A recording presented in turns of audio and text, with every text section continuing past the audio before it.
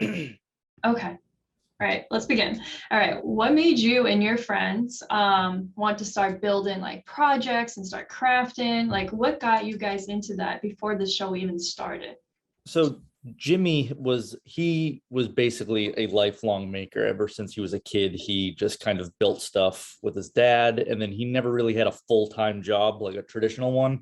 He always was either a toy developer, toy maker, just builder, uh, installer for someone if they want like a new kitchen, stuff like that. And then Jackman went to like a trade school, and so he was always kind of trained as a traditional woodworker.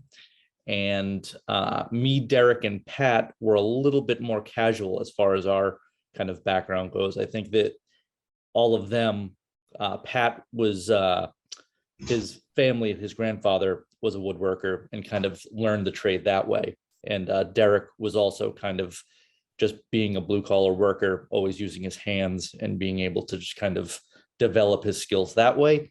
And then I've always been kind of a tinkerer on both sides, like kind of technology when I was younger with computers, and then it kind of developed more into the tactile, like knife making and woodworking when I was more of an adult. Okay, and then how did you guys come together as one, like a team, to create this specific project that you guys posted on Reddit and everything? So it is I don't know how involved you want the story to be, because it's pretty involved on how we all kind of met and how our paths kind of crossed. But I'll try to keep it quicker than normal. And Whatever basically, works. I'm sorry. Whatever works, whatever works. Okay. So I guess it starts, my wife and I were looking for an apartment in the Salem, Massachusetts area, and we found this two-family apartment in Peabody, right on the line of Salem. And as we moved in, the landlord was like, there's a guy downstairs who does like woodworking, or he has some sort of like YouTube channel. She was kind of confused about it. And then I looked him up and I thought he'd have like 100 subscribers, but he had like 10,000 at the time. So I was like, oh, wow, pretty impressive. And at the exact same time, I was getting into knife making, and I was subscribed to one channel on YouTube because it kind of was kind of in the maker world of more technology, and sometimes it would release other stuff. But Make Magazine was working with this guy named Duresta, and he released a big kitchen knife. So I watched the video. I was like, oh, that's exactly how you do it. And I scrolled down, and one of the first comments is Jackman. So I was like, wait, how do you know that? What? So that he kind of excuse me, he introduced me to Jimmy kind of via his YouTube channel. And once you watch one Duresta video, you kind of get addicted and you watch a bunch, and then you kind of get obsessed because he can kind of make anything. He's kind of like a real life MacGyver. And then as a fan, I reached out to him because I used to go to New York a lot and kind of met him. We became friends. And then fast forward a couple of years, Jackman is now breaking 100,000 subscribers on YouTube. And when that happens, YouTube lets you shoot in the LA or New York office. And so Jackman asked me and Pat if we could help him write this kind of funny skit for, like, it's just like a lighthearted funny skit. So we were like, yeah, sure. We can kind of center it that you go to the studio in New York, and we can kind of do jokes with that. So as we were kind of brainstorming, we were like, oh, let's ask Jimmy, because he has a ton of subscribers. And if he's in your video, it probably helps with the views. So Jimmy being Jimmy was like, sure, I'll bring Derek along too. And so everyone showed up. We shot the video. It was a fun day.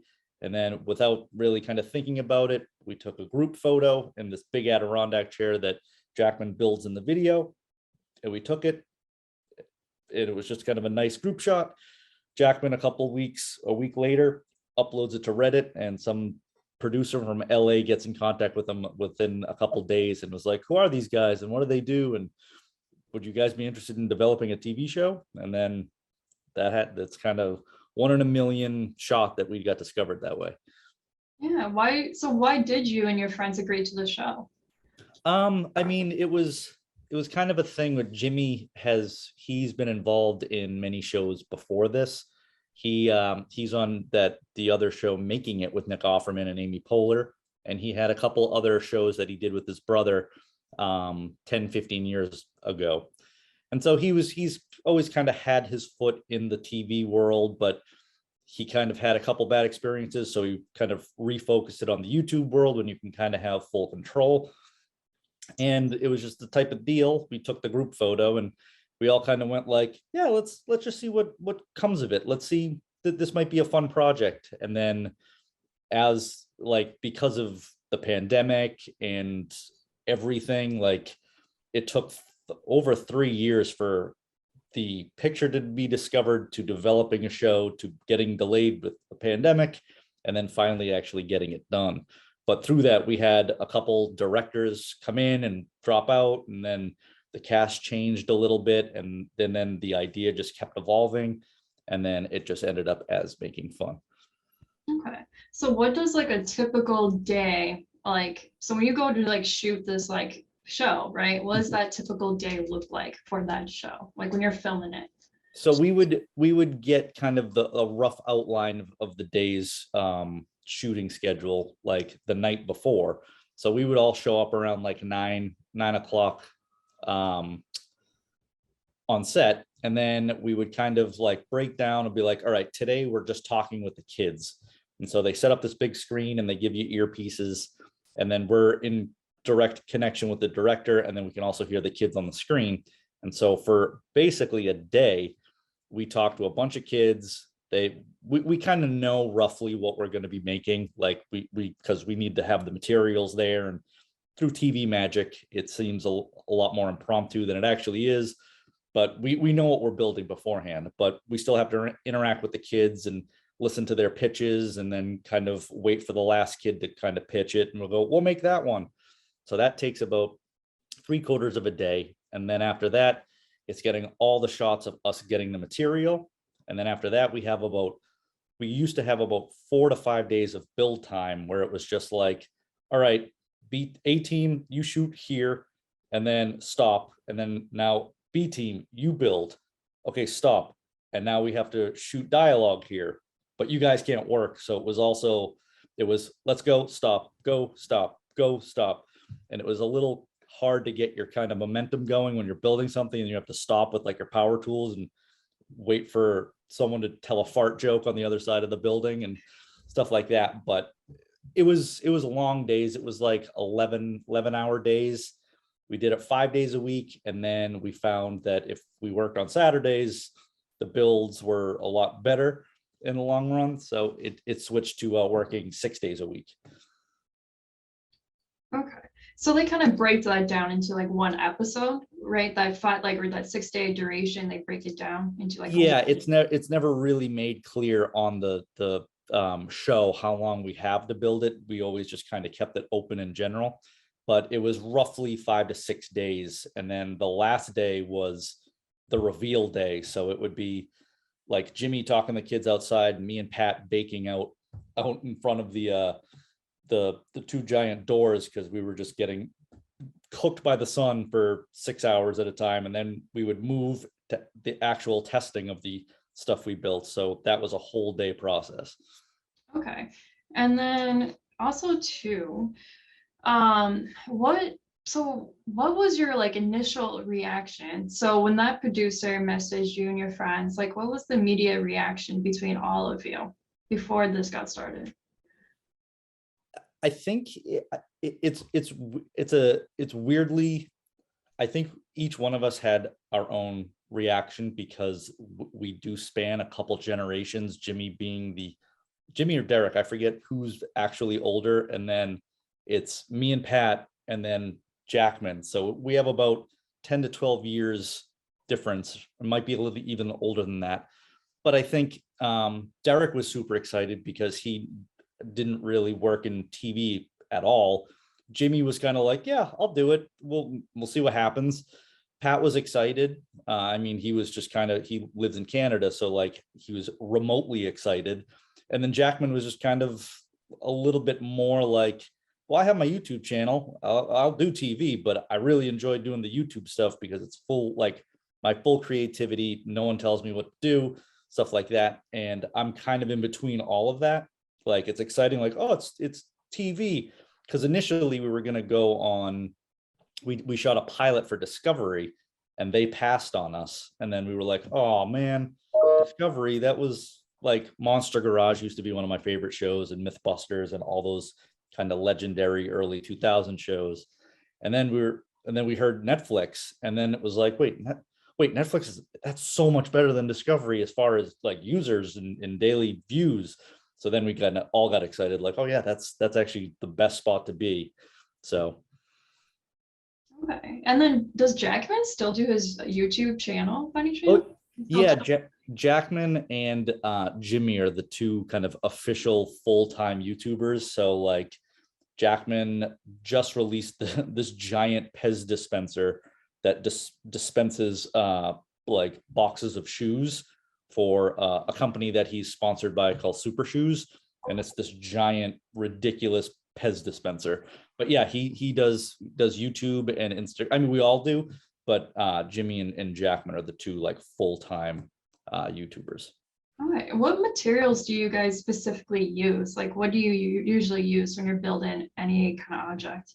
I mean, it really just depends on what the project is for. Is it going to be outside? Is it going to get a lot of use, or does it just need to look pretty on camera? Because like, I mean, we kind of spanned almost all the materials I've ever used in the show. We used expanding foam that dried, and then we would carve it. We used regular foam. I used some metal, and I blacksmithed some weapons for one of the episodes. We were welding bikes together. We were paper macheing the dinosaur. We were welding the trebuchet, and they did a wood version. So it was just kind of like, whatever material you got, we'll use, and we can make something fun out of it. And then what do the kids think about the show? Like you mentioned there's like kids that appear on it and everything. Like, what's their initial reaction when they actually do see that final project all completed and everything? It was, I mean, it's pretty cool to like, I mean, as an adult seeing this, I mean, even when we build it, but when the door opens up and they light it with the fog coming out, it's like, whoa, we made a dinosaur. We made this crazy nutcracker that shoots fire out of its eyes. But imagine that for us times 100 for a kid. It stunk because of the pandemic. They couldn't be on set, but I think visually seeing that stuff still as a kid kind of is like, whoa, that's the coolest thing. They built exactly what I wanted. And especially I think like visually, I think the guitar boat is really the one that like that kid was like, whoa, and it floats and it plays. So that was kind of, it's a cool feeling. And then you getting all this feedback online and on social media when kids watch it, and kids are sending us ideas and drawings and inventions and hoping that they could go on season 2 if we do it. And it's super, super overwhelming and very humbling to realize the reach that Netflix has, and then just seeing kids literally from around the world still having their kid imaginations, just coming up with these ridiculous things and hope that we build it for them. Yeah. So like, there hasn't been kids on the show yet, or there has been? Just want to make that clear. On set, no, No. because of like, because we shot it last year, and it was just one of those like COVID things of trying to make a show and still kind of abide by all the measures to stay safe and all that. So it was like the less people on set, the better. So the kids were always remote. Okay. Okay. So do they like do like what we're doing now, like a Zoom call and like have Yeah. on the show? Yeah, well, the set designers designed this giant TV that we would roll around from the barn where we shot to outside in Jimmy's field when we would test something out. So it was like this 70 or 80-inch giant television that we could just interact with them, and there was a camera on top so they could see us while we were seeing them. Okay. And then is any of this scripted during the show, or is it mostly improv too? Like, I mean, it was, I would say probably 90% improv. I mean, I always felt the fun thing of watching a show like this is you can kind of see how we're friends and how we interact with each other. And most of us are from the Northeast, so to show affection, we usually make fun of each other. So it's kind of like this weird thing that we're all kind of Northeast characters. And a lot of the times, like say if I told a bad pun joke, if I said it, they'd record it, they'd be like, okay. And then if we were to take another take of something, they like, someone else could be like, oh, that's a better pun joke. Say that one. And then I would try that one to see if it was funnier in the situation. But for the most part, just our dynamic and joke telling and kind of friendly ribbing of each other, it was totally ad lib. Yeah, so it pretty much gets narrowed down, right? Yeah. Oh yeah. I couldn't I'm a video producer and I can't wrap my head around all of the footage that they had to go through, because they were recording 4 cameras almost 12 hours a day, and then they would have other cameras to shoot other scenes, and then they had to just go through all the footage, which was just mind-blowing. I bet. How many episodes have you actually done though? This or was like last year, right? You said? Yeah, so we shot 8 episodes last year. 8 episodes, okay. Yeah. And so are you in the middle of filming at all this year? No, right now we don't know, because like the show came out a little over a month ago, and I think they're still kind of looking at the numbers and seeing the statistics and metrics and stuff like that. So hopefully, with fingers crossed, people keep watching it, schools, like the summer gets over, more kids watch it, and then the numbers grow even bigger. So right now we're just hoping that we get to do season 2. Yeah, I mean, I heard that you're in the top 10 on the Netflix Kids in over 30 countries. Yeah, it's been very, very overwhelming. We were, I think, number 1 in kids in Canada, Austria, and Australia, which is just mind blowing. Like it's hard to wrap your head around those numbers, and it's very humbling. And then, so it basically feels like a dream come true, kind of, in a way. Yeah, I mean, as like a late teen, early 20s watching shows like Monster Garage and Mythbusters, you always were like, oh my God, that would be so cool to like to be able to make a show like that. And then like at points it was like you'd look around and be like, oh, I'm making a show like that right now, and it's for kids, and if we can inspire them, it's just the coolest thing ever. I feel like the luckiest person on the planet right now. And then do kids ever get inspired, like in wanting to build, like from watching this show?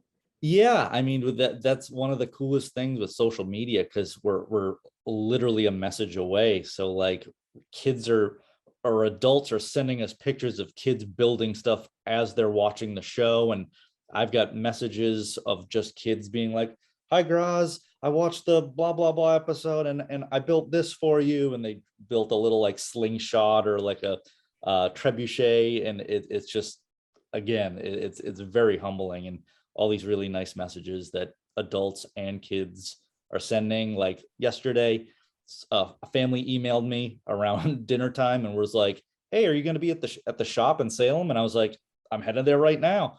And so I was like, come on by. And so they came by and they were asking questions about the show and what I build and what I build there with my wife and all that stuff. And it's just so cool. I love having visitors. So if anyone wants to visit, shops in Salem, drop me an email. Salem, Mass, right? Yeah, it's like downtown, right next to the police station in Salem. Okay. By appointment only. And then why is the show called Making It Fun? Oh, it's called Making Fun. Or sorry, Making That's Fun. Okay. That's another thing. Like we went through a bunch of ridiculous names originally, and once like we would get the call sheet in the morning and it would kind of show the temporary name of the show. I think it was initially called Brotherwood, and we were like, it's kind of, I don't know. No one was a huge fan. And then one day the director was like, we got the name, Making Fun. And it was like like you couldn't think of a better name, because we're making fun of each other. We're making lighthearted fun of the kids. They're making fun of us. And then we're making fun projects. And it's one of those, like, it's so good. I got annoyed I didn't think of it myself. I was like, oh, that's so good. All right. And then, so tell me about your life behind the show now. Like how old are you? Like where you're from, your hobbies, like do you have any other hobbies? Do you participate in any other activities? And then, yeah, Yeah, just tell me a little bit about yourself. Yeah. I'm 41 years old. I grew up in Wakefield, which is a couple towns over. I've always kind of lived in the area. My wife and I, we kind of grew up together, went to high school together, and like met in TV productions. And so I stuck with TV production. And so I've been a video producer for the last 20 plus years, kind of spanning all kinds of videos from live rock shows to I currently work at a shoe company where I produce different videos for over 20 different brands. But as far as my specialty, I would say I enjoy knife making and kind of like kitchen chef knives, like that style, like cutlery. And it's just kind of a thing. You make one and you'll never master it, but you'll keep getting better after each one you make. And it's really kind of addicting. You kind of get the bug of like, I'll make one and then be like, oh, it sort of cuts. I can do better the next time. And so that's been kind of my passion for 7 years. And then as far as other stuff, I enjoy like movies, and like we do like movies in the backyard with our current upstairs neighbors that Jackman has now moved away. But yeah, I was always a big film guy. So it was kind of perfect when Jackman started pushing me to make my own YouTube videos. So like I too have a YouTube channel called Graz Makes. And so it was kind of the perfect mix of I have 20 years of experience of making videos, and now I'm making all this stuff and I can mix the both and then have full control. And I enjoy I always like making my videos. I try to make my videos as entertaining as I can for people who don't even know what I'm building, if that makes sense. Like I've had messages being like, I don't even know what that was, but that was a really fun video. And I'm like, oh, mission accomplished. So basically, I like to make stuff when I'm not shooting video, but I'm shooting video when I make stuff. So it's kind of like they kind of go hand in hand. Okay. Actually, when you're on set, do you get say in what you guys actually produce or no? As far as what? Like, so if you're on set and you have like an idea, that you want to give to like any of like the behind the scenes like producers or anything like that, do they like let you like come up with your own like material basically besides the script? Like, do they let you kind of do like different shots and everything? Yeah, I posted an alternate shot of one of the things we did in when we built the unicorn bicycles. Like they were always very open as far as ideas, camera shots, even scenes or lines. So there was one time where I suggested putting a camera in an area of the unicorn where we were supposed to put a little cannon that shoots glitter, and it was a really funny shot of like all three of us looking in and be like, we got to put it in there, and they're like, yep, got to put it in there. And so they were super open with that. And like I said, like we were able to kind of be free as far as dialogue and jokes go. And if one joke was a little too hot for Netflix kids, you'd hear like, can't use that one, try it again. And so we would have to kind of go back and try a different joke. But they were very open, which is great. Actually, when did you and your friends meet? So I met Jackman first because we moved here. That was like 7 or 8 years ago, or 9 years ago, I think now. And then it was just kind of like I met each person almost like a year later. Like I met Pat, then I met Jimmy, then I met Derek through Jimmy, and then we all kind of started being friends. And then Jimmy would host like kind of impromptu or weekend maker stuff at his house, and then we would all kind of go there and we'd end up kind of always joking as a group, and then it just kind of developed from there. All right, perfect. And then do you have any goals in mind? Like what would you want to see? Like if this goes on to season 2, what would you like hope to see from that season? I mean, it's always just kind of the cliche of bigger and better and more ridiculous, over the top projects. I mean, it would be cool to be able to have the kids on set to see their reaction and to test some of the stuff that we built. That would be the ultimate goal. But I mean, yeah, bigger, better, more ridiculous. I guess I would say. Do you think the kids could ever like experience the building themselves too?